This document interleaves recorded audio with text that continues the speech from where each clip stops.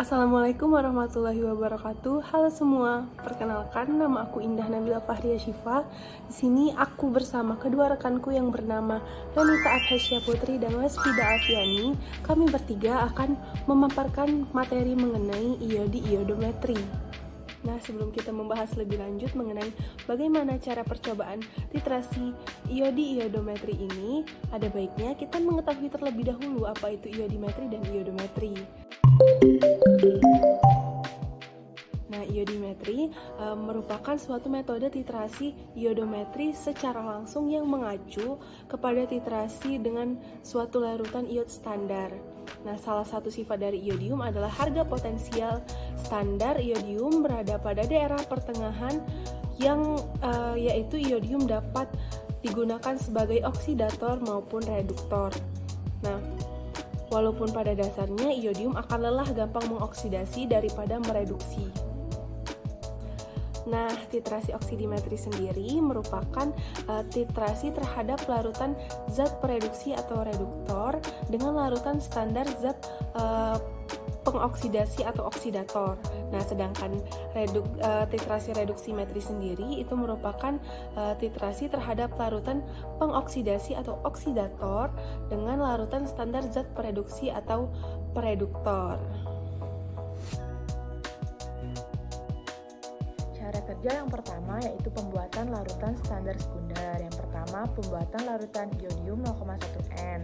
Larutkan sebanyak 12,691 gram iodium ke dalam larutan 20 gram kalium iodida di dalam 20 ml aquades sampai larut, dan tambahkan aquades sampai 1 liter. Kemudian kocok sampai homogen. Selanjutnya, pembuatan larutan natrium tiosulfat dengan cara larutkan sebanyak 24,807 natrium tiosulfat dalam 1 liter aquades yang telah direbus terlebih dahulu, kemudian didiamkan selama 24 jam dan disaring. Selanjutnya, pembuatan larutan standar primer yaitu kalium iodat.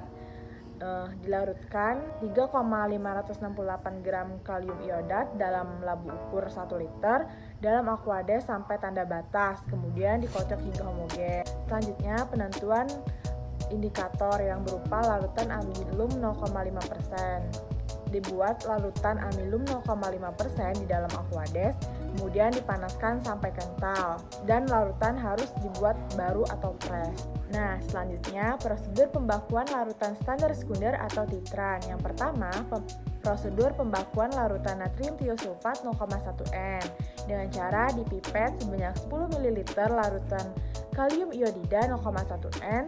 Selanjutnya ditambah asam klorida 4N dan 0,8 gram kalium iodida, lalu dikocok. Selanjutnya dititrasi dengan larutan natrium tiosulfat 0,1N sampai larutan berwarna kuning muda. Kemudian ditambahkan sebanyak 2 ml larutan indikator amilum 0,5% tadi. Lanjutkan titrasi sampai warna biru tetapnya hilang.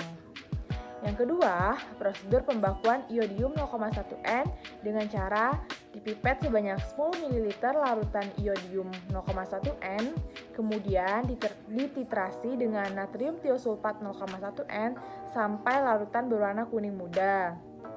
Selanjutnya, ditambahkan sebanyak 2 ml larutan indikator amilum 0,5%. Kemudian dilanjutkan titrasi sampai warna biru hilang. Selanjutnya dilakukan penetapan kadar. Yang pertama, penetapan kadar metampiron atau antalgin.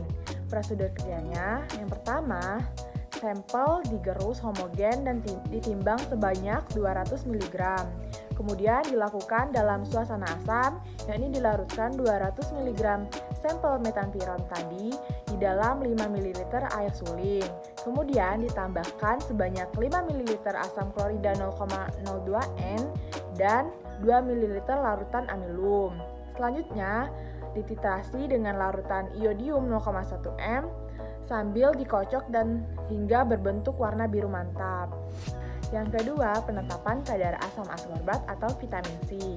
Prosedur kerjanya, sampel digerus homogen dan ditimbang sebanyak 500 mg sampel, kemudian dilarutkan dengan 25 ml aquades dan ditambahkan sebanyak 7 ml asam sulfat 4N dan indikator larutan amilum 2 ml.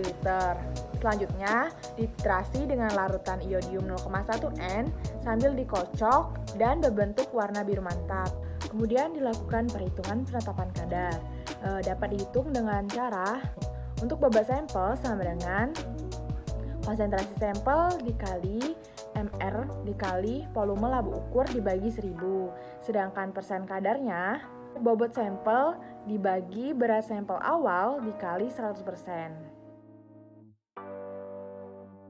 Praktikum analisa farmasi kuantitatif yang ketiga kali ini membahas mengenai titrasi iodimetri dan titrasi iodometri. Pengujian ini dilakukan untuk mengetahui mekanisme pengujiannya secara tepat dan akurat melalui pemahaman mengenai tanda-tanda bahwa sampel telah mencapai titik ekuivalen atau titik akhir titrasinya. Perbedaan yang signifikan antara titrasi iodimetri dan titrasi iodometri adalah titrasi iodimetri menggunakan larutan iodi sebagai larutan standar dan dikenal juga sebagai titrasi secara langsung, sedangkan titrasi iodometri menggunakan larutan natrium tiosulfat sebagai larutan standarnya, dikenal juga sebagai titrasi secara tidak langsung. Kedua jenis pengujian ini sama-sama menggunakan iod dalam proses analisanya. Indikator yang digunakan dalam pengujian ini adalah amilum sebanyak 0,5%. Amilum digunakan sebagai indikator reduksi oksidasi atau redoks khusus yang digunakan sebagai petunjuk bahwa telah terjadi titik akhir titrasi. Kenapa digunakan amilum sebagai indikator?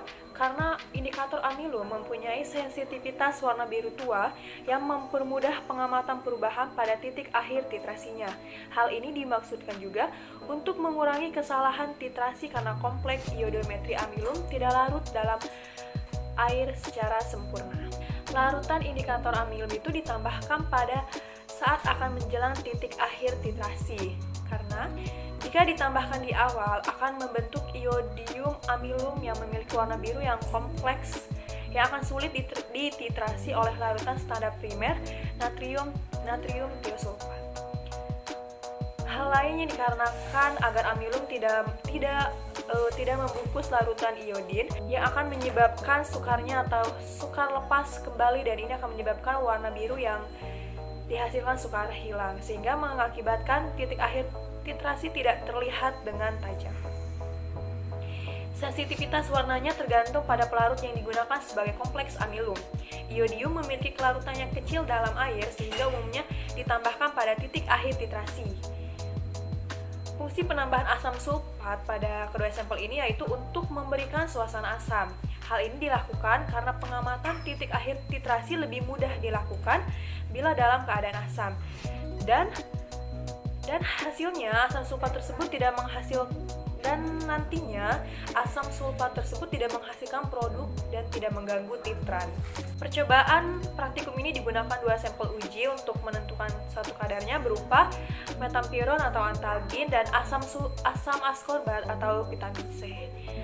Larutan yang digunakan adalah larutan natrium sulfat dan larutan iodium yang telah dibakukan sebagai titran, dan juga larutan amilum sebagai indikatornya. Perhitungan kadar metampiron dan asam ascorbat dilakukan dengan cara mengalihkan volume penentuan kadar masing-masing dengan konsentrasi dan massa molekul relatif metampiron dan asam ascorbat yang telah diketahui sebelumnya. Persen kadar metampiron setelah dihitung itu sebesar 1,60%, sedangkan untuk asam ascorbat sebanyak 34,88%. Sekian itu saja pembahasannya pada percobaan kali ini. Kurang lebihnya mohon maaf. Wassalamualaikum warahmatullahi wabarakatuh.